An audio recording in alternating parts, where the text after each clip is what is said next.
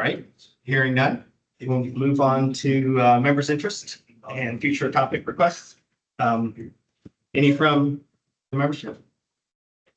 Great. Tim Horse just joined us. Scale if you're tracking the roll. Hey, Tim. Maybe you could introduce yourself. Oh, yeah. Tim Horst, BPAC Vice Chair, City of Tampa Rep. Thank you. Thanks. All right, any members' interest topics?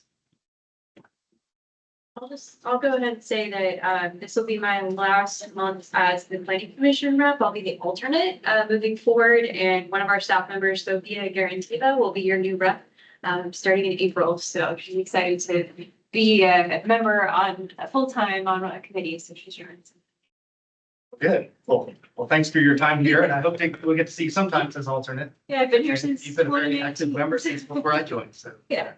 Well, I appreciate it. Look forward to working with her.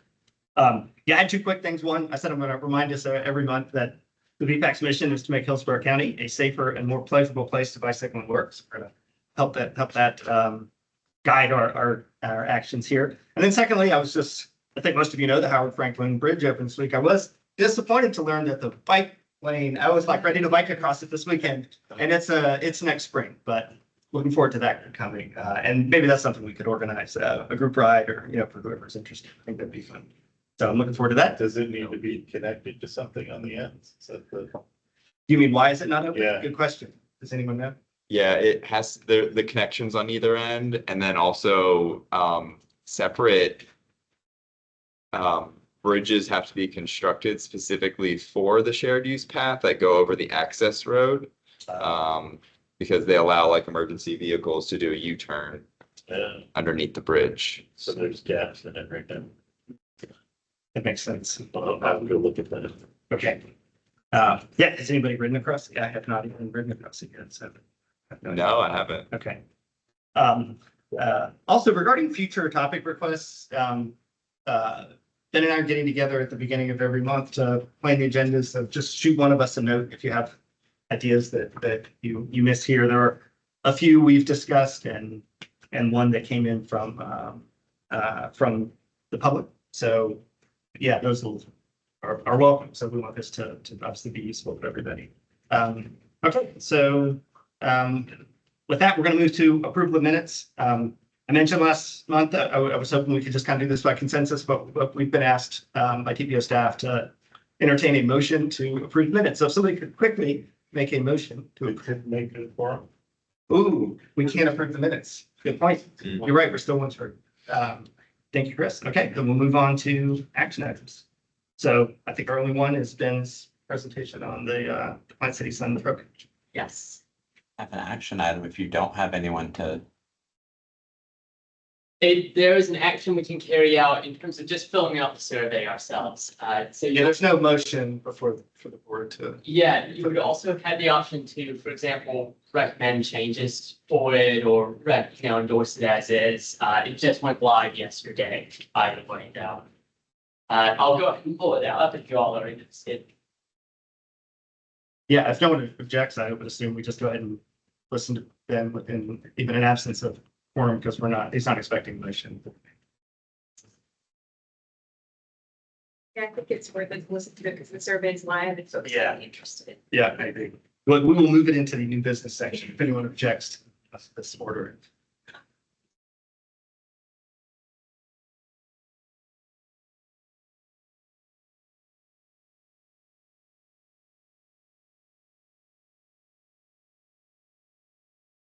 Okay, so I kept you all up to date on this as best as I can. As you know, we have a study underway to try to improve the transportation system locally and regionally by connecting Plant City statewide Sunbelt network. And this survey is now available on our website. You fill out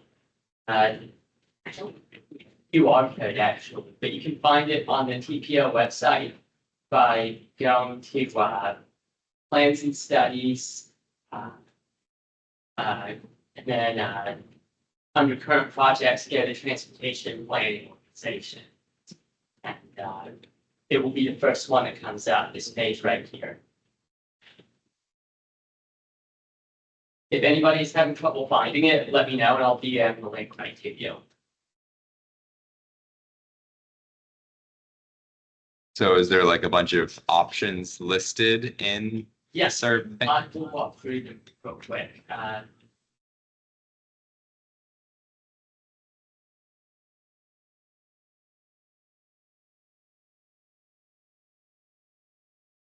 So the first question is just what connections are most important to you? And you rank it with the one at the top being the most important, 6 is the least.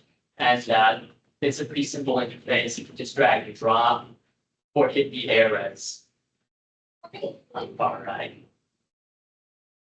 Second question is just what purposes you would use the trail for. Check any that apply. Third, just give some representations of what the preferred trail environment would look like. So we had rural, residential, commercial, and then your active. 4 is what mode of transportation you primarily plan to use on the trail. We did walking, biking, scooter, rollerblading, skateboard, e-bike of some sort. And then we also left just an open-ended response you can choose. This one is what's currently preventing you from utilizing the existing trail system. Again, you can check multiple options here and you can fill out your own. Question 6 is just about destination. So the question is, are we going west from Plant City to Brandon, east into Polk County and Lakeland, west of Sassa, or north of Zephyrhills? This map displays the different alignment options that we're considering at the moment.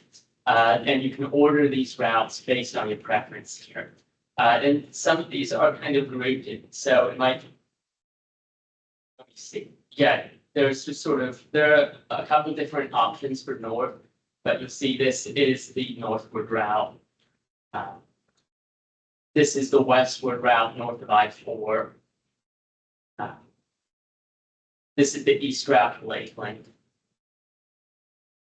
And then you have the western route that are south of I-4, both of these. Is that green one along a rail alignment? That why that option is listed? And okay, probably. It's on, I believe, 574. Is that right? Yeah, which might Yeah, have that's a what I said. rail alignment next to it.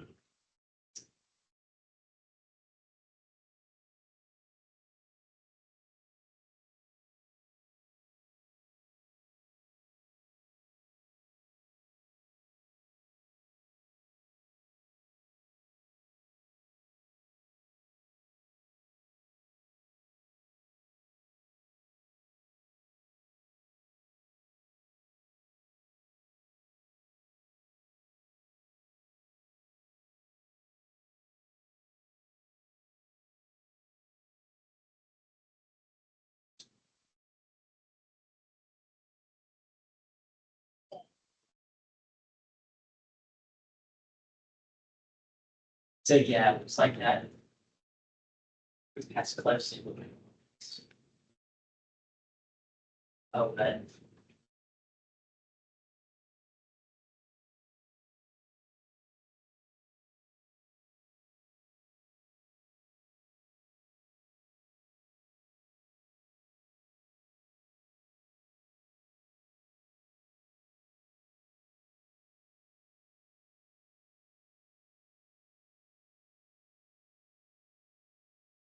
have you all been able to find the survey on your end? No, I was hoping there'd be some magical QR code that would show up. Yeah. So you want us to start with Plain Townsboro? Let me check the our Is it under current projects, community planning? absolutely, yeah. If you go to the Plant Hillsborough website, and then you just go to I can probably send the link. That'd be helpful. yeah, perfect. I'll send it in the Teams.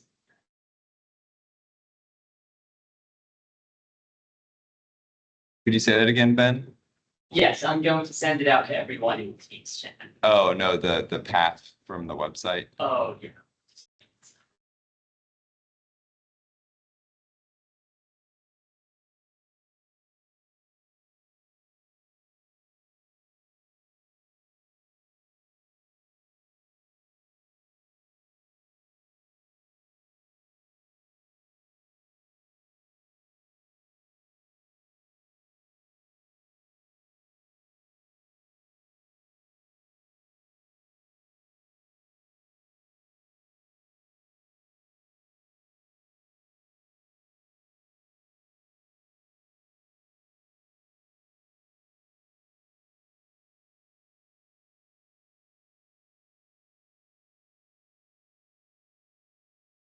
Center projects. Did you talk about how it relates to that, national bike trail?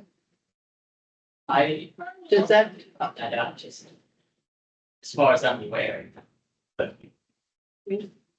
Well, it's the national bike, if you're speaking about the US bike route, that it's in that neighborhood running north-south through Plant City. It's not really a trail, it's a road route, which is not claimed to be comfortable for general riders, but with people who are on, long range, bicycle tourism excursions. but it would be good if it connected here, so Yeah, and that's what I'm asking. probably all of these would, I wouldn't assume unless. I mean, I can double check that Ben's got the info Yeah. on what the route is there. But it should intersect all of that stuff. It comes down, What areas? Park Road. How do we navigate there? Yeah. So from the menu of the TPO website, go to plans and studies. And then there's a section called current projects on the menu. And then there's transportation planning organization under current projects. And then from there, this one is the first one. Yeah, Plant City Sun Trail Connection Study.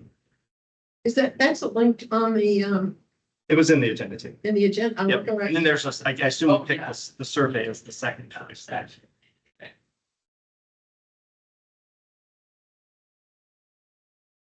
Just a heads up, if you give anybody that file path, if another website is updated on the TPO side, it may not be the first one that you find on that path. Okay, So, just because it's constantly updated on the Got it. website. okay.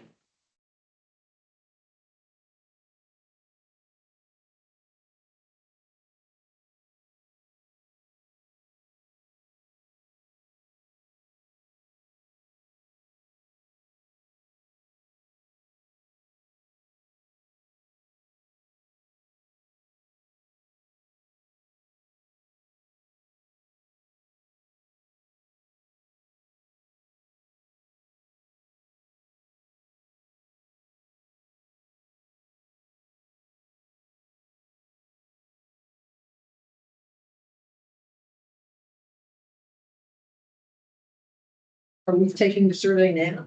Yes, yeah. And so are you looking for staff to take the survey or, Yeah, you're welcome. okay. So I can tell Spear to take it if they want. Yeah, just stay around it. Maximize our responses.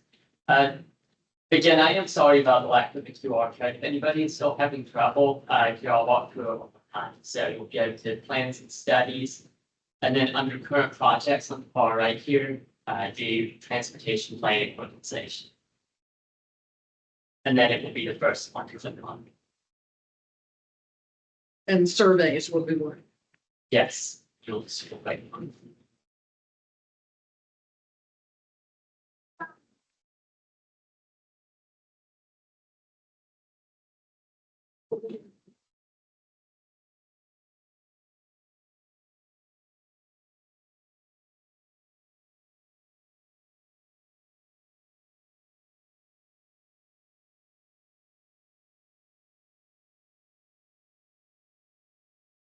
And one thing I should have shared earlier is that all those alignments are based on the existing greenways and trails plan, that we developed for Plant City in 2017, we drove on that separately, so.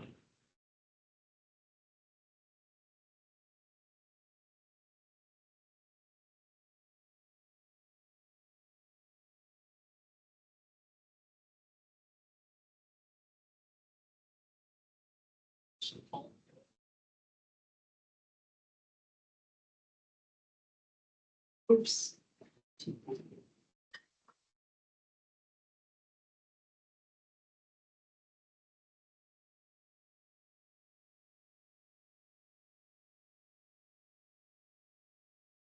Screwed up.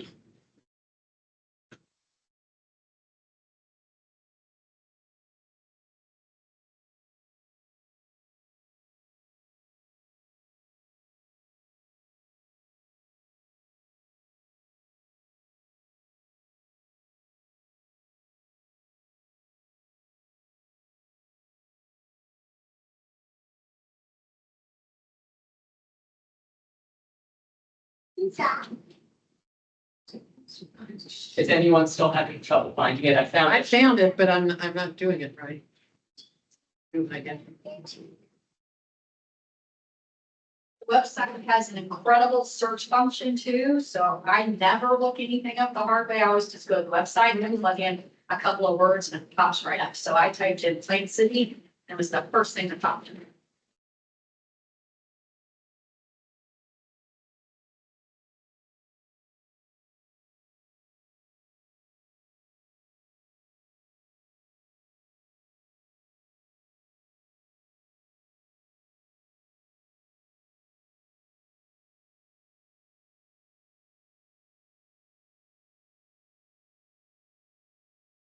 And if you don't have a preference, just leave it alone. Yeah, I have the option not to fill it out. Cause like what would you prefer the trail environment to look like? It depends. If it's in the city, it's one thing. If it's on the road, Yeah, I put a comment at the end that I left some of them in the order provided because I didn't have a preference and there was no way to Okay. specify that, so. Yeah, that's a good point. They may not, I mean, they're gonna assume a lot, maybe that people prefer the order that they listed, but that might not be true.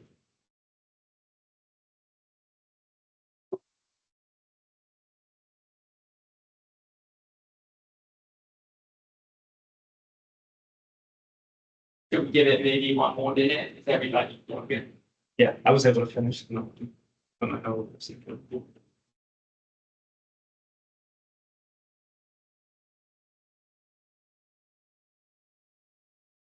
can you have all of them?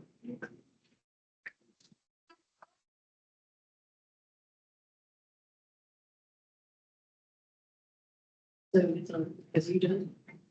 Yeah. Did you finish? What did you say?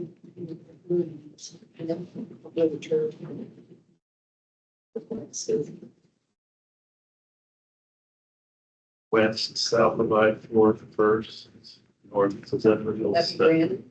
Yeah, And and north of I-4 third. That would North, be Zephyr- north to Zephyrhill second. But then on the south the third and. Lakeland west. But, no, I get The it. trade-off, if you want to be like. I guess- Shopping, but also not along 7-lane road. Right. So the survey's open for a full month, so it would be maybe like a rest of this or wait a few more days. Okay. We can also get started with Yeah. the status reports and people can continue filling them out, right? Yeah, that's something. So, okay, so let's, thanks, Ben. Was there any other questions or feedback? Yeah, and just one thing I should say is please share this around everywhere you can, especially if you have Plant City contacts. Yeah. Good response rates. All right, anything else? All right, thanks. So our first status report is from our own Tim Horst on the Morgan cycle chart update. Okay. Excited about this. Yeah.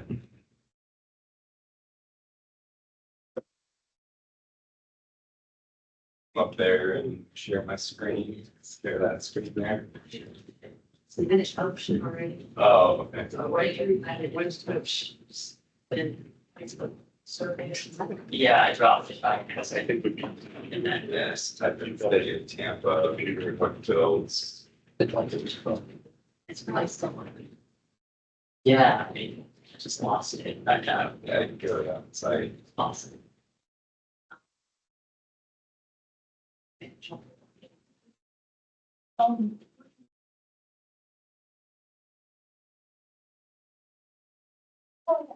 So as you guys have known, I've been the engineer and project manager for this project. Shared a little bit about it previously, but I'll give you guys a more detailed version of it now. The project goes from Portland Street at the south up to Fortune Street at the north. It's pretty much the history of it is that my predecessors at the city, they were looking to have a north-south connection, low-stress bicycle connection through the downtown core area. And you have 3 east-west corridors, along near the Selman Greenway at the south end of Orange Street.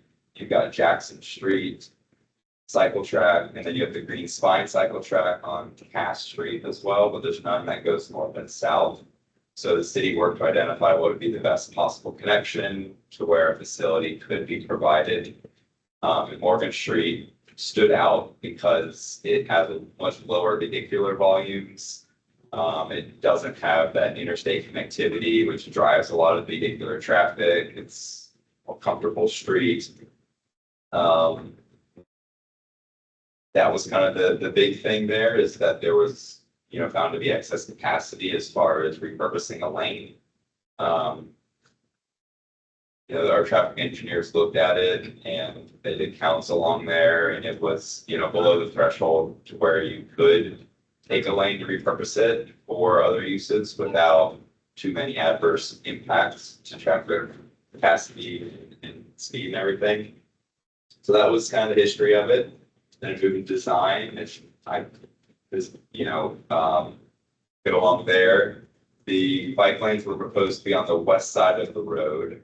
The west side was chosen over the east side because the east side has the via off ramp down at Orange Street with the dedicated right turn lane.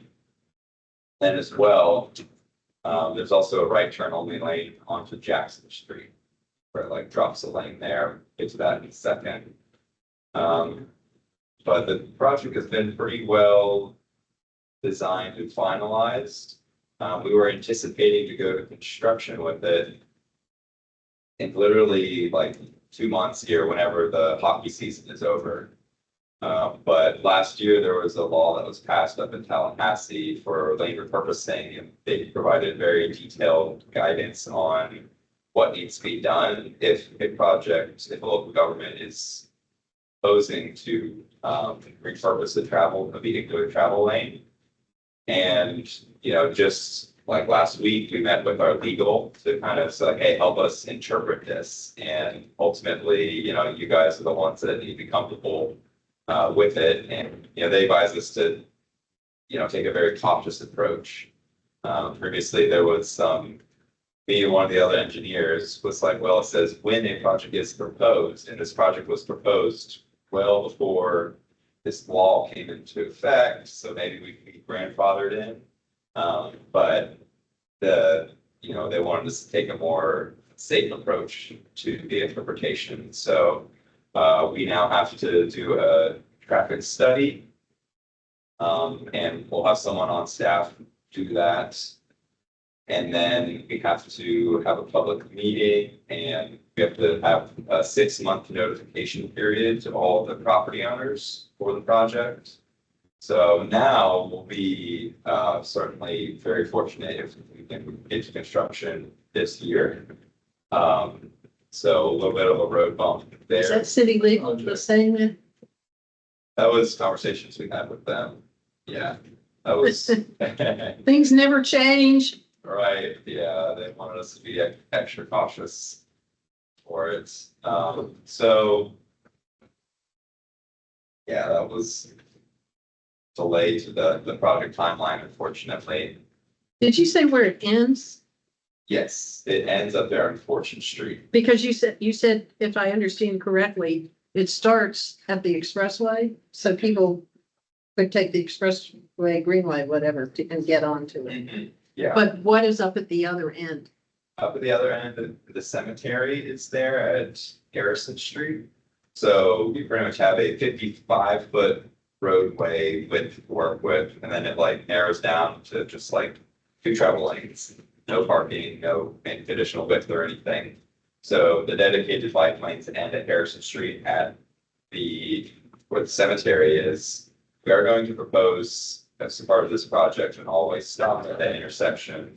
So that way the connection, that kind of like getting in and out of the bike lanes is, safe and orderly as well. And also there's like a skew across that intersection as well. So that'll kind of help improve that.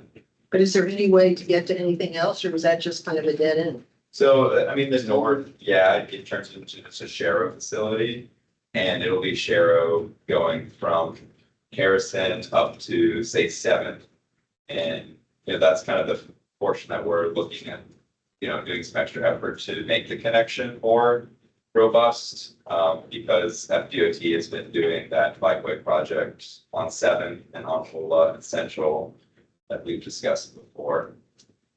So that's a little bit of where we're at with the project. We're still planning on doing using our in-house construction team, in-house paving. And kind of saving some money on that front as well. One thing that we are looking at is, because we do have additional time to do more design if we would like. We were originally proposing to do like 3-foot tall delineators, kind of like a base on them. I can show that to you. I can bring in some more details here for the project, but we're looking at maybe doing like some precasted concrete traffic islands, which our ops team could install instead.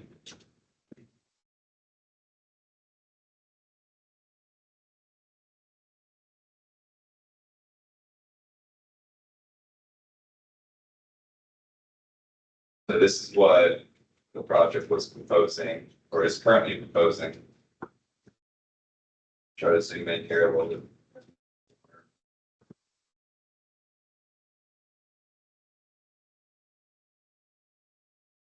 Yeah, so that's kind of the delineator attached to a base there, which you can see as well. And those would be installed roughly every 10 feet along the length of the project. I think it takes like 180 or so delineators for the whole project. Then just to go over some more visuals as far as what the design would be. So here you can see the bike length. I know it's pretty small. I apologize about that. But this is coming from the expressway to the lake. Yes, that's the ramp That's that I the- mentioned from the expressway, goes northbound. So in this section from Roaring Street to Whiting Street, you would have 2 northbound lanes, 1 southbound lane. And then we worked out a deal with Tampa Police Department that during the inbound period, during events, they would basically counterflow that other lane. And they've already been doing traffic cones out there. And, you can see it during events. It's, they do their own MOT and they're like, yeah, no big deal. We can make that a part of that. So that was kind of our big thing of like, if we take a lane here, we can still make sure that, the arena is accommodated for events. And This is coming off the crosstown. Yes. One thing they don't do, which may not have anything to do with anything, but drives me crazy, is that if there's an event and you go down the ramp, you then have to turn right. You can't go straight. And I don't understand why the city or whoever can't put have a sign saying event, turn right, because then I would go across the bridge and you get another 35 cents or 50. Yeah. Yeah, so that's another thing I too. think it's kind of dumb that whatever. Right, the reason they do that is for pedestrian safety.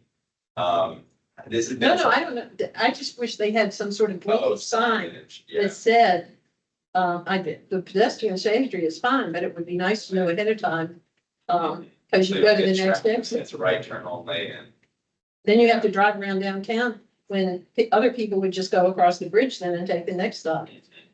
Yeah, so that was one thing too, that Whatever. we were able to kind of advance as a part of this project is that during events, they're no longer going to do the right turn only, they'll allow people to go through. Because the concern is that, we're only gonna have 1 northbound lane for the inbound period. And it's gonna back up, you push all the traffic there. Most people wanna go on Roaring Street anyways, and go straight.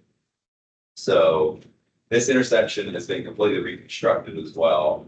So that was kind of another advantage to where we can do that now, where the intersection designed much safer, the pedestrian accommodations are far better than they were 15 years ago. You could look at Street View, for instance.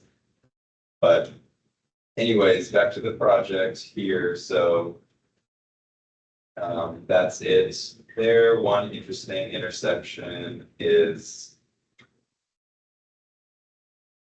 right here. So the project can roughly be divided into two, being south of Kennedy. You have 3 lanes of travel, parking on both sides of the road and the bike lanes. So everything gets squeezed down to its minimum widths. So it's 10-foot travel lanes, it's 7-foot parking and an 8-foot bike lanes with a 3-foot separation between the bike lanes and the parking. So that was kind of a tight thing, but we really felt like we needed the additional lane capacity for the event traffic, for instance. North of Kennedy, it does look different.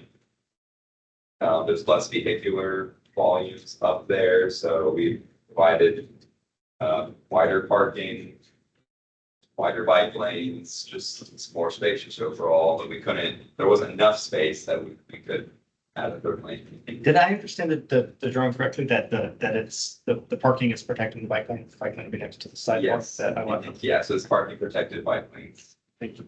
What it is for the whole corridor length, except for from Murray to Whiting, it's just a 3-foot buffer. Yep.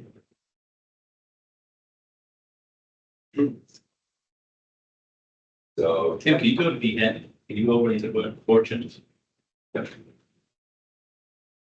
so this is the intersection here with the cemetery. And you can see that kind of skewed offset through the intersection. And then transitions to Sharrows up north of Harrison. And that's the bus depot there. One thing to note too is that we did accommodate 11-foot travel lanes for the buses from pretty much everything north of Kennedy. And we also did it some as well between Jackson and Kennedy. Yeah, so So there's there's a 400 goes down that when way. you go to the Marion Transit Center, Dan Rodriguez from Hart, they go to the transit center, they turn on Harrison onto Morgan and Cass too, I believe. They turn onto Morgan Street to distance. So the radius, you just gotta be careful, because Yeah, if you tighten it up 11 feet and you have a car sitting in one lane and it's swinging by, yeah, I say we haven't done it in the past, but you're gonna lose some of your delineators are gonna get, right, yeah, so you say, for instance, they are turning from Kennedy and Cass.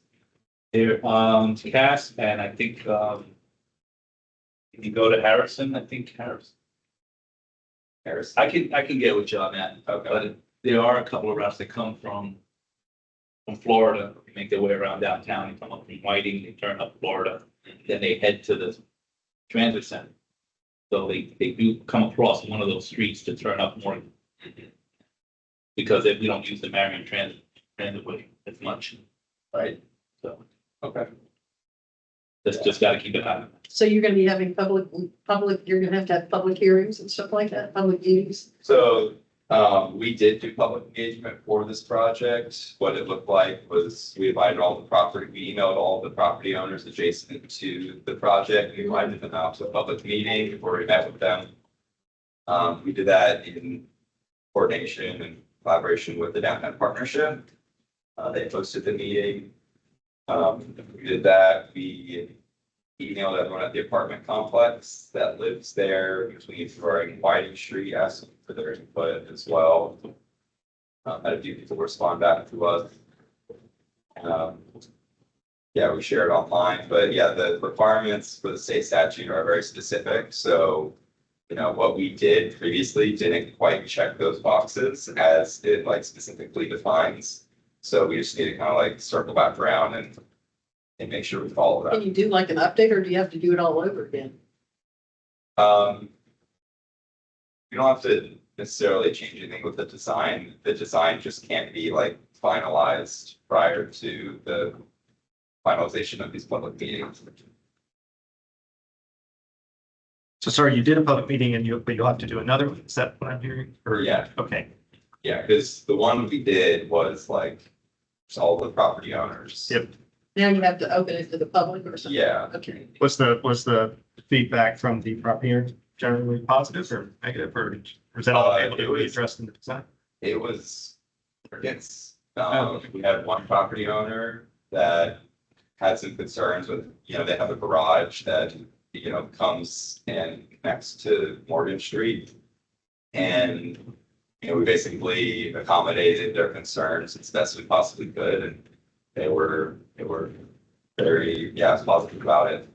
I would say, so we didn't really get any road bumps. I mean, of the public engagement that we did and the response that we got, it was majority, in favor of the project. So we'll see if that changes, of course, but I don't think anyone's gonna get too much heartburn over Morgan Street as far as, like, where is the congestion? Because that's the main thing with lane repurposing, is you don't want to create undue congestion. Where, so, but yeah, just a couple more, hoops to jump through, so to speak, and so that's the project. Any questions for anyone?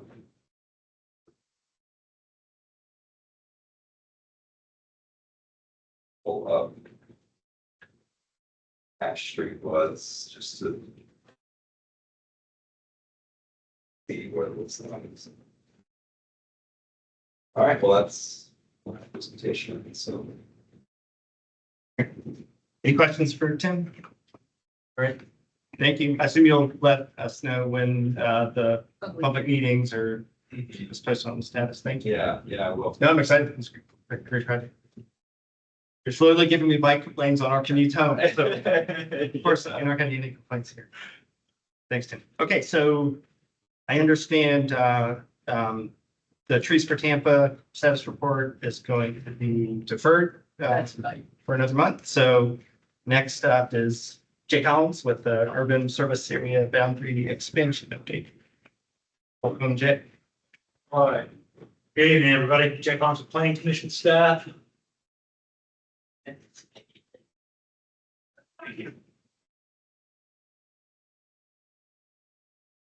Look, we started at the very end. Any questions for Jay? Yeah, right. Down here, this is such a. I move we accept Jay's presentation as To is. get that going, the presentation rights for the computer.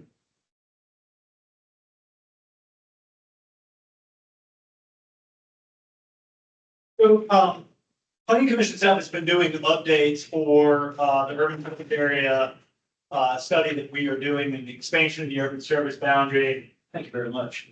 At the request of the Board of County Commissioners, Sophia Guarantee and Andrea Bobinger are with me on my, team. We actually worked this morning with the Livable Roadways Committee, and earlier this month, I actually did a presentation, to the Technical Advisory Committee. I sit on that as staff. So just a little bit about it, going back, the Board of County Commissioners originally requested this expansion back in 2023. Maybe I should take a step back. How many of you know what the urban service area is? Okay, so we got that. All right. So the urban service boundary is basically where you are actually putting your infrastructure. It's where you are prioritizing infrastructure. So we're here at Bicycle and Pedestrian Advisory Committee. You just actually had somebody from the city of Tampa talk about putting in a cycle track in the city of Tampa. Why? Because there's density and there's a need for a cycle track in the city of Tampa. Would you put a cycle track in Dover or Port Lonesome out in the middle of an area where you don't have a lot of density? You might put a facility out there, like a trail or something that you would have out there, but would it be the same type of facility? So the urban service boundary is looking at where do we actually prioritize our infrastructure dollars that we have. The urban service area always is looking at where you actually would provide water and sewer. That's the main part of the infrastructure that you have. And then out of that, we also have conversations then about whether it's schools, roads, libraries, fire, EMS, all of those that we have. So this was asked for by the Board of County Commissioners to identify areas for potential expansion of the urban service area, and then identify some funding sources for it as well. We then came in and had a conversation with them in March of 2024. We identified phase one, which is in Waimama and Baum, and I'll show you a little bit about that. And then phase 2 looks at areas along I-4. So whether that's, Branch Forks, McIntosh, and those areas for the exits, but it's also going from like Lake Venona all the way over to Plant City as a study. So a study is exactly that. You study an area. It doesn't necessarily mean that you're actually going to expand the urban service boundary. You're just looking to study that area. And then Little Manatee South is just that. The Little Manatee River in those areas south along like US 41 and I-75. So why are we doing this? I've been here for a little over 20 years. I'm sure a lot of you have been here for a decade, 2 decades, 3 decades or more, and you've seen the growth that we have had in Hillsborough County. So one of the things that we do here is we go ahead and try to figure out long-range planning, where people can live, where people can work, and how are they going to move back and forth through all of that, right? So we are basically, our data says, running out of vacant developable land in the urban service boundary, whether that is in the city of Tampa or Brandon. Both of those are in the urban service boundary, so we're looking for additional options to where people will live and work out to 2050. These are our population projections. We actually don't have the vacant developable land within the urban service boundary to actually accommodate that growth. This just takes it a little bit more to start talking about some of that acreage. One of the things about this acreage that we have, a lot of that acreage would end up having to be redevelopment infill areas because they're smaller parcels. That is one of the things that we don't have the luxury of anymore. A lot of South County is built out with subdivisions, so that's part of this conversation that we're going to have right now. Where do we have additional lands that we can look to bring into the urban service boundary? But it's not just expansion. If you go onto our website or you have any conversations with us, you'll also see robust policies that we have for redevelopment, whether that is in the city of Tampa or in unincorporated Hillsborough County. These are the 4 areas. We already talked a little bit about that. That purple area being the I-4 area. Baum and Waimama, that is our first phase. Those are actually land use categories. We can talk a little bit about that. And then the areas for Little Manatee South. The blue area that you see, that is the current urban service boundary that we have within unincorporated Hillsborough County that then includes the cities of Tampa, the city of Temple Terrace, and the city of Plant City. Incorporated areas provide those same levels of services, water, sewer, transportation, and whatnot that you see in unincorporated. Talk a little bit about public engagement. Of course, we did a little bit of public engagement with this. We had some meetings down there at Sumner High School where we had some conversations with the folks out there. Again, this publicly initiated amendment is for over 15,000 acres to come into the urban service boundary. So it was very important for us to have some conversations with the folks down there. This just shows you again the areas where you zoom into it. There's 2 land uses that we're talking about here. The gray blue is Waimama Village Residential 2. To the north of that is Residential Plan 2. These, I don't need to go into the history of it, but these are unique land use categories that pretty much exist in this part of the county and nowhere else. They are a 2-tiered land use category that you have out in the rural area. So bless you. By default, you can end up having 1 unit for every 5 acres. If you go through a lot of a policy, jump through some hoops and some hurdles for it, you go up to 2 units to the acre in what is called a planned village. That planned village is supposed to be just that, building subdivisions, but having a little bit of community commercial, whether there's schools out there and whatnot, to actually build into it. So these areas, a lot of them already have water and sewer. Some of the roads that are out there are already being built up to more of a suburban style that you would see in the urban service boundary. So basically, this was acting in a de facto manner within the urban service boundary, only that the line was not out there and it did not receive the same levels of planning that we do in the urban service boundary. This just shows again, what did the board ask us to do? The board asked all of this area to go to residential 4, right? So it effectively doubled the density that we have out there. We did X out some properties because again, there are some environmental lands that the county has already purchased that are out there. And we made sure that those are going over to natural preservation, not residential 4. Obviously, nobody's going to live in the middle of the Little Manatee State Park. Again, this is private property that is doing a public amendment to residential 4 to If the Board of County Commissioners adopts all of this, these private property owners still have rights, obviously, as anybody does that has property within Hillsborough County, if they wish to come in after the fact and change their land uses through an amendment process. Numbers are numbers, just to show a little bit of it. Remember, we talked about 500,000 additional people coming. If you say that you've got 3 people that are going to be in every one of these homes, that shows you the number that we're working with here about additional people that could go into this area. So this area does not solve all of our growth problems for unincorporated Hillsborough County and for the city of Tampa and other areas. There are other strategies in other areas that we must look at. So a little bit about where we are. We were here on February 24th in front of the Planning Commission at a public hearing. It was interesting. If you like this, by all means, go and look at our YouTube channel and see a little bit about that. March 13th, we had our transmittal. The Board of County Commissioners unanimously transmitted this in a 7-0 vote to the Department of Commerce for its review. We have our adoption back on May 8th. We do have a couple of other things that are also happening in this. The county staff will be here on April 14th with the Planning Commission to actually do a little bit of a status update, almost a de facto workshop to talk about how infrastructure gets done in Hillsborough County, to have some conversations, because again, we as staff, we as a public amendment have never done this, right? So that urban service boundary was established in the late 80s. This is the first time publicly we have moved that line. That line over the decades has been moved privately, but this is the first time we have done this publicly. And it's also the first time that we've ever done this privately or publicly with this amount of acreage. So with that, the last thing I can talk about is phase 2. We have selected a consultant. We are going through the process right now of scoping that project with that consultant. We will be May 12th in front of the Planning Commission to get a status update, and then we will begin the actual work with that consultant with those areas around I-4 and Little Manatee South.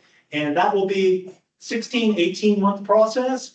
We'll be able to come back and provide status updates if you found this interesting. And we will, of course, will have a very robust public engagement process with the folks that live out there in those areas. And I think with that, that concludes my presentation, and I can take any questions that you may have. Thank you, Jake. Any questions? I'm depressed. No, I mean, you're facing reality, but this is urban sprawl. And Florida's so hurricane prone and all of that. And we're just encouraging more people to move here, and we're gonna have more issues. I mean, I'm not asking, I think about having worked with growth management that sort of doesn't exist anymore, or compact growth and all of that. It's just kind of like, this is a justification for expanding, or maybe it's just facing a reality and trying to mitigate it and make sure that it isn't as bad as it might be if there are no controls. But it's still kind of depressing. That's all. That's my statement.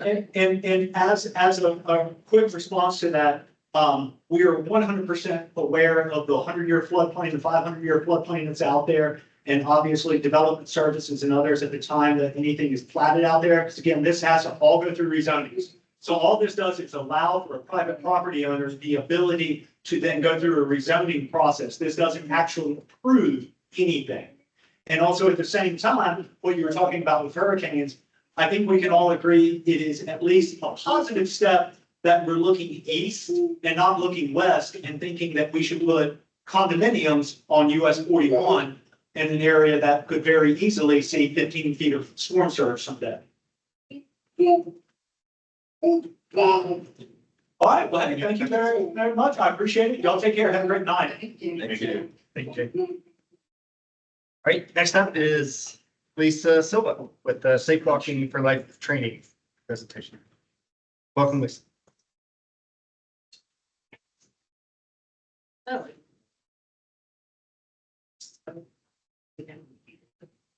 So.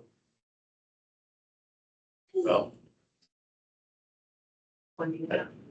It's just like. Okay. Lisa Silva, the TPO staff. I'm the Vision Zero coordinator for Tulsa TPO. And I am also a member of the Florida Pedestrian and Bicycle Safety Coalition. So I'm here to share some resources in that role. One, in my participation on the coalition, I learned of this training. So I'm not going to walk you through every single slide, but I'm going to give you a little snippet and taste of what's available. So, Safe Walking for Life offers this train the trainer program, and this one's, focused on the safe mobility for life, but the safe walking for life, it's like as we age, we get like, sometimes it can be a little more uncomfortable or a little more challenging walking, but it's also that much better for us as we age. And so what I mean by older walkers, I'm referring to 15 and above, so that has several of us. So I did this training to learn more about what we can do, and so I can be certified as someone available to present this PowerPoint. So if you know of any groups and you have any requests, or you can share it with anybody else, that's what I'm here to do, is to illustrate that opportunity. So when you walk through this, it's got speaker notes, and we have the opportunity, if like you're going to a rec center or something to give this presentation, you can offer up a little walkabout after. It's set up to do that. It's also very interactive. So they cover the benefits and different pedestrian facilities and stuff. It's all part of the Alert Today, Arrive Tomorrow, Target Zero initiative. It's a partnership with that. So you go through the different impacts.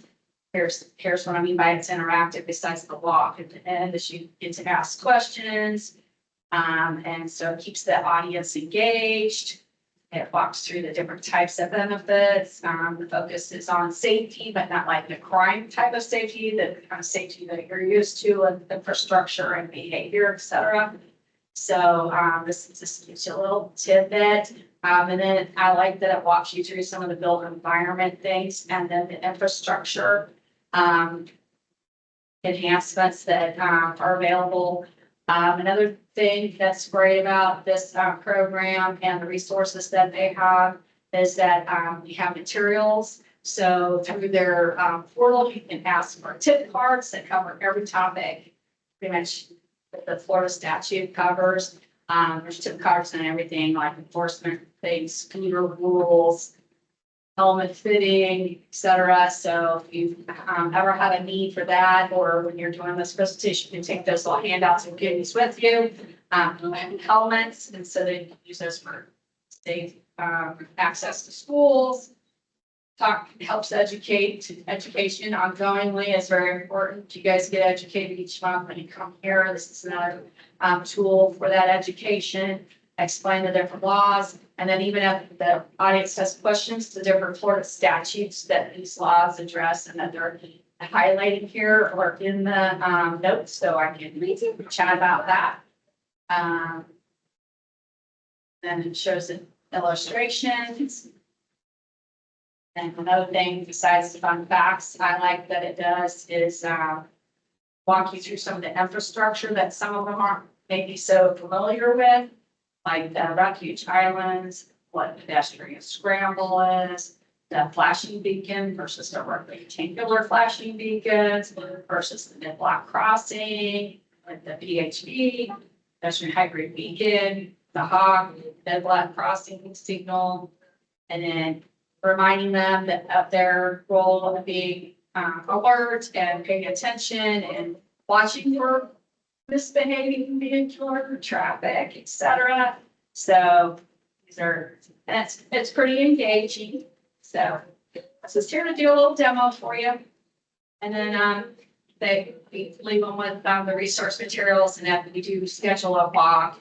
If we were doing for this for the downtown partnership, we could want to walk about, head down to Curtis Dixon or something and illustrate some of the things that we've seen in the PowerPoint. So that's all. Just sharing some of the resources that we have and that we've learned a lot along the way. If you have any questions about the Safe Walking for Life Train the Trainer presentation opportunity? Thank you, Lisa. Just one question.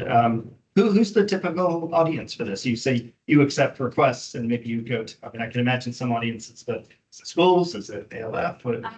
This one's Safe Walking for Life, and older pedestrians are defined as 50 or older. That might be like a senior center or just any adult group. This one isn't designed to engage the littles, so the olders, the seniors, that's not really correct. I learned that on slide one of the training. So, just another age group to like be aware of. Yeah, adults mostly, like this one. But yeah, anybody that wants to learn a little bit more, because you do learn, I've been around this forever and I did some of that Florida statute refinements and the different, infrastructure. I had some of the slides, so that we didn't go through all 100 million of them today, but there are some more that are, still not, knowledge sharing with, you guys know how to do the walk light and the not walk light on pet signal, but some seniors that don't feel comfortable walking in our community, therefore more shut in, might really benefit from this presentation. And then walking with the group and feeling like, oh, okay, I made a friend. Now I can go on daily walks with my friends, so just engaging the general public that's not as comfortable walking. You mentioned the downtown partnership. What do you do with them? Do they have walks or? They do. They have walks monthly, But they're not- enjoy and learn about, but But they're not addressed to seniors. They're just for, correct. okay. But if I were sharing this resource, some of them are 50 and older, I know they are. Like with their members, you could do a walkabout. Or if I went to Gina Torres's mom's senior center, the adult daycare center, it could be a little walkabout around the parking lot and stuff and learn some of the things firsthand that we saw on the slides. So you can do a walk with it or not. It's just customizable to your audience. Just sharing it. The coalition is super valuable. Tim's a new member of it. We have an enforcement group, a policy group, like last year when the late elimination legislation was being adopted. We had whole big, huge, in-depth discussions on the language of it. What does this mean? What are the attorneys saying? There's so many resources. There's a communications team. That's where I learned there are tip cards for every topic, though, pretty much, and they have them in bulk and free for enough to share. So if you're having a group that's struggling with that, you can do a tip card on that. Tip cards for the schools, so they have communications, policy, data, engineering. So changes to the design manual we learn about there. They have really great resources in the Teams channel that we just have available to download. That's how I learned about this training. And I got to download their PowerPoint and stuff. So just want you to know that our members and Target Zero has a lot of great things. One thing that our TPO asked about was what are the types of crashes in Hillsborough County and what can we do about them and what are effective on that, because they approve our TIP, our Transportation Improvement Program every year. I'm kind of wanting to learn more about are those projects, the types of projects that are going to make a difference with the types of crashes that we're experiencing. So there's super great, awesome resources explaining the types of crashes we experience in Florida, the countermeasures that are effective, and the data to back it up in our infographics. So anybody can understand that, where if we talk to an engineer that's over their head, so just knowing they're out there helps us then be able to effectively use them. So I thought I'd share some of that today. Yeah, thank you. Very good. That's encouraging. Yes, I did it. Any other questions? Yes. The audience. Would this be suitable for training groups? Like walkabouts? Sure. Yeah. I mean, yes, you might walk before you run, Well, actually, we have, one of the questions and slides in here as who's a pedestrian, and we're all pedestrians, even if we drove here. We had to walk in from the parking garage or from the on-street parking. We had to walk back to our car if we're driving, we had to walk back to our bus, we had to walk to our bike. So, any groups, you can just contact me, there's my info, and if there are requests for a presentation. Thank you. Right. All right. Let's see. I think that concludes status reports. So we'll move on to old and new business. So our standing items for Tim and Chris to give updates if they have any. I think you just gave a great one, but is there any other stuff we want to put? The regional artery trails under construction now. That's up by the Hillsborough River up in Seminole Heights, both sections there. Some traffic lights were moved at Oh, Seven. yep, yep. That's nice. Has anybody heard anything from Faye Miller? Because that was a big project she worked on. She was pushing that for years. Mm-hmm. No, I haven't heard this from her. She hasn't attended a meeting about it. Yeah. but The green artery was a big deal. Oh, yeah. I mean, that was a huge thing to get that done and adopted and part of the TPO. I mean, we were only able to fund a couple phases of it, but I'm sure she'd like the update, so. She's around. I don't know. Thanks, Tim. Chris, did you have any updates? Yeah, I have quite a few. Is it okay if I share my screen? Mhm. Will allow me to do that. Share. Don't need to. Let's choose the screen I'm sharing, I guess. Okay, and then.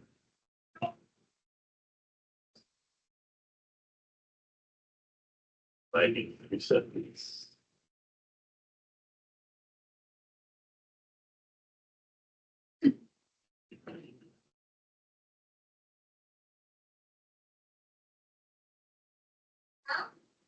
I need to fix that.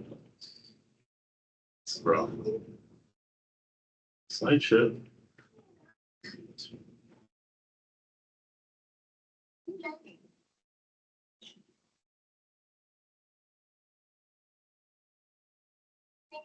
not working. Well, I will get started and the slides can follow.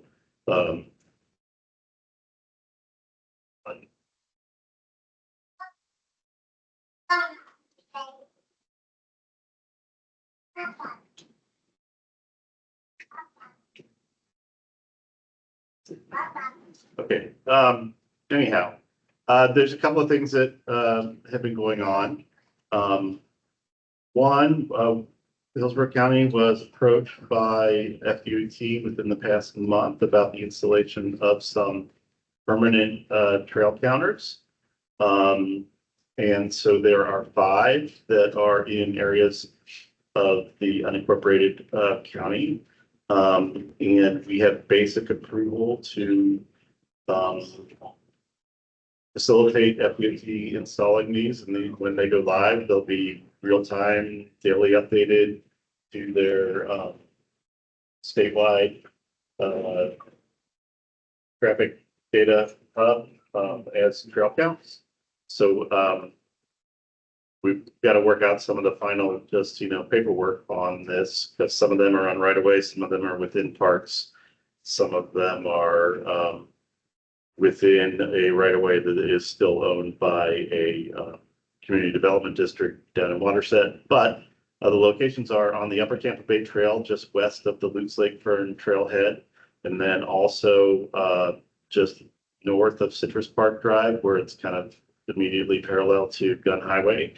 Then the old Fort King Trail, which is along US 301 in Pinota-Sassa. So on the opposite side of the road where the trail runs most of the way from John B. Sargent Park and a little bit northeast of that crossing back to the park. Well, they put in a new signal there on the road, but where the trail crosses over to that side of the road. So they'll have a counter along there. In the Waterside community, there's a segment called of the South Coast Greenway called the Apollo Beach segment, which runs adjacent to Watershed Boulevard. So within that community, that's a side path, and they'll put one counter there close to a street called Milestone Drive at Watershed Boulevard. And finally, at the Tampa Bypass Canal, what will become the Tampa Bypass Canal Trail, which is really the west end of the Flatwoods Loop presently, that will go sort of just off the parking lot a little bit of the current Flatwoods loop, but it will ultimately capture when the Tampa Bypass Canal Trail gets developed down what's kind of an internal gravel road in Trout Creek and Flatwoods Parks there.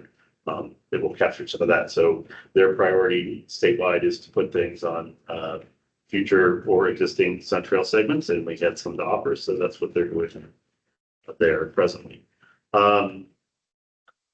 Other news, if you're familiar with the Upper Tampa Bay Trail, it's currently closed between Sheldon and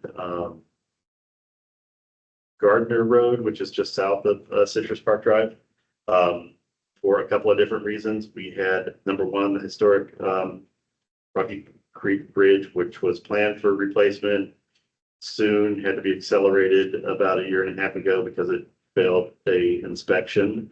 And that got accelerated for the design of the replacement and construction. That construction is underway, and that's expected to be complete by early July. There are some other places where the trail was damaged during the storms last fall. There's a truss bridge just south of Linebaugh, and some of the elevated approaches to that got washed out. And that is also actively in construction for that repair, and that should also be fixed by early July. So the two big bridge jobs should be done at about the same time. And then elsewhere further down, south of Linebaugh and heading more towards Sheldon, there's an area where the trail runs immediately adjacent to a waterway known as Channel A. There's some places where the berm along the channel got washed out in the storms, and another place where the culvert that allowed kind of passage of a little creek under the trail and out of the berm also collapsed.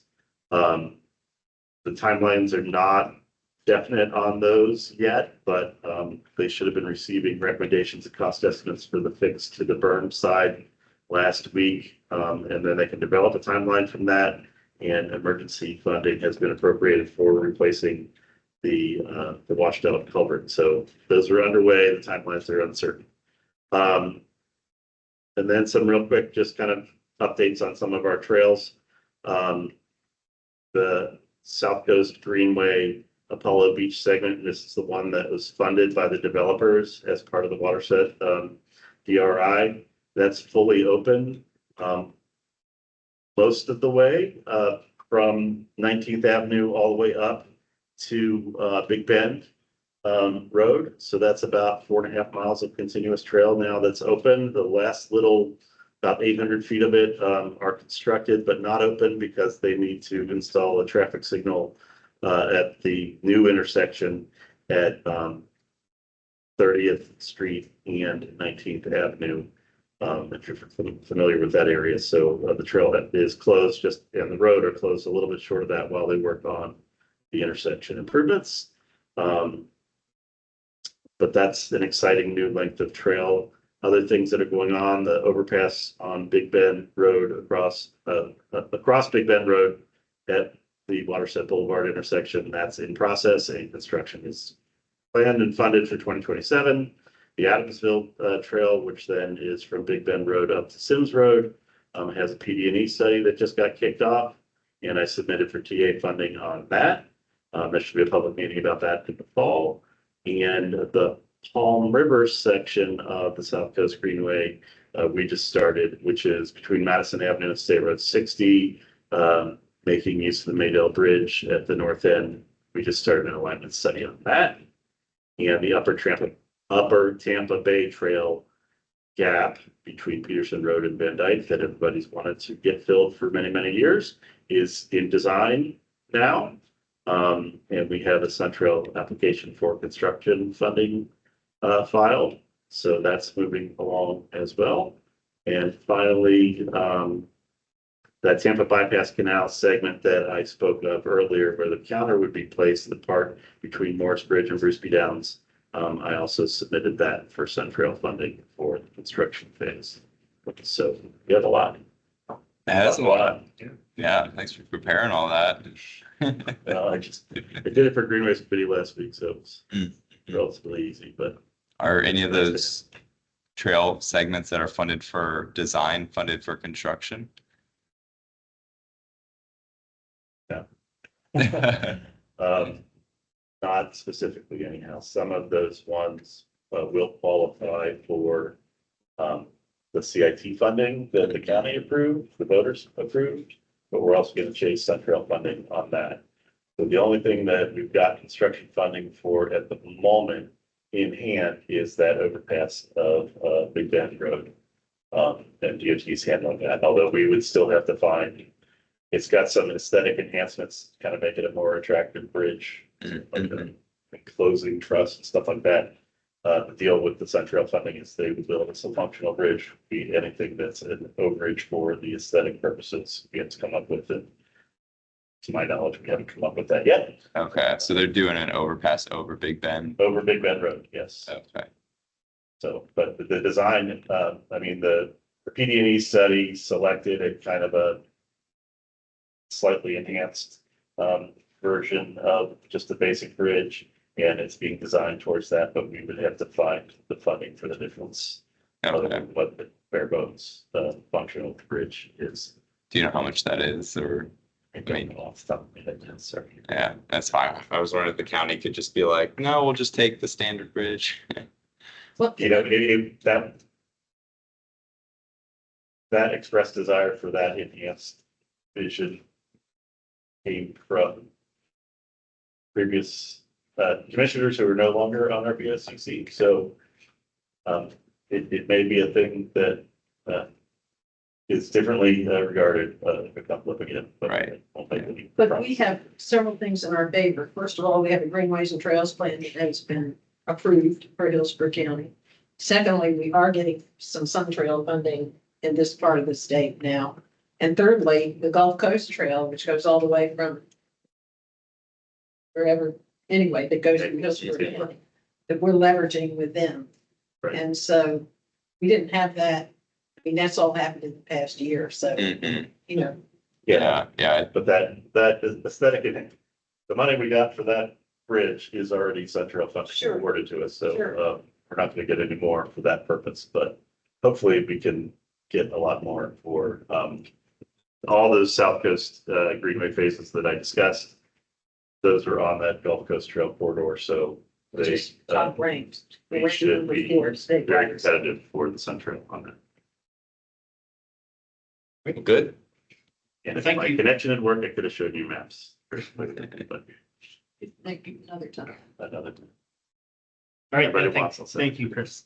Okay, it's not on the agenda, but I know Ben wanted to talk about empty seats. So Yes, and I'm sorry that we didn't make quorum today.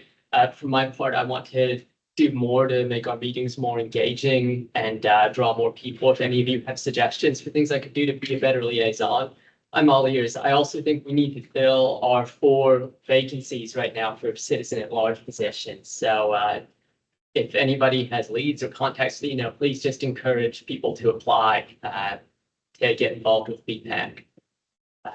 And they can find the application on the website. So- Yes. Absolutely, yeah. I'd be happy to send that out to you all as well, but, yeah. I'd also be game to set up more sort of, bringing food into meetings more often, for example. I always like an excuse to order pizza. Bribery works. Yeah, no, and I think the other thing to that end is people who, and of course, the people who can't make it aren't here to hear this, but some of them are on the phone, and I know many of them do try to attend. Yeah, any feedback you have on why you can't make meetings that we might be able to accommodate, with moving the meeting, I don't know, back 15 minutes, I think that might require bylaw changes, but those kind of things, just ask yourself, when I can't make it, why not? And is it something that, I have an excuse for next month. I'll be in Honduras. that's a good one. We got a lot of good excuses this Yeah. time. It's just, we're close to making. And when we do have it, we barely make it. So- And so For God's sake. just, it's not, yeah, so recruiting new people is one because we have a fixed Sure. quorum size, so it's not a percentage of our, so yeah, recruiting more people, but yeah, just all of us, any feedback we have, just think about it and shoot Ben a note. And yeah, if it's creative, if it's that you need to get dinner and Ben can buy us pizza, whatever, those are the kinds of things that. People are supposed to come out of their civic. Well, people are members out of their sense of civic duty, but I do understand, we all have busy lives, so I appreciate that. I do appreciate the people that make it here and try to make it here. But yeah, having 4 empty seats is a liability the way we're structured for court. Yeah. Absolutely. And I guess that's another option that's been visited in the past is changing quorum. That's another bylaw change. And I don't know if that's right for this group or Of not. course, you have to have a quorum to change the bylaws. Of the, I assume A lot that more. of the TPO board and not this. Yeah. Seats all citizens. Are they all citizens? Yeah, yeah, there are additional agency rep seats that are empty beyond that, but that's a separate Yep, okay. to address. And that's something that you're working with the agencies. Yes, Okay.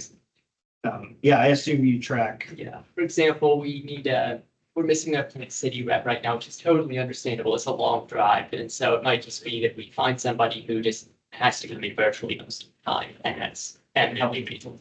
But it won't help, but yeah. But it'll help with representation. Absolutely. Okay. Any other comments? Now that I can do that. Okay. And is there any other new business? No, but we need parking passes since it's before 7. We got, And I believe Ben is prepared with that. Yes, I I know. heard that 6:30 was our usual cutoff, but just out of an abundance of caution, yeah. Well, I didn't drive, but you would pass this down to. Yeah, here, I'll give you the whole pack. you need 2. You need 2. Oh, Here's a whole pack. Got mine. I already paid for it there. Any other business? All right. Being none, then, meeting's adjourned. Thank you. Thank you. I'm sorry, we get Tim's house. Fatherhood dream. It's good. Are you getting any sleep? I am, yeah. Yeah, last month was a little rough. I didn't make it out, but, save these for. yeah, we're gonna, The first few years. it's a blur. The first 6 months especially is Yeah, just yeah. a big blur. Yeah. Yeah, and I'm gonna have another good 3 still months. That's right. Last month, It's gonna be either sell somebody. extra hard now. Last month. But you know what? This is what I think as, at work is, we're like in 2 pairs, age class. And yeah, when they're like, in that couple years, they're gonna be playing.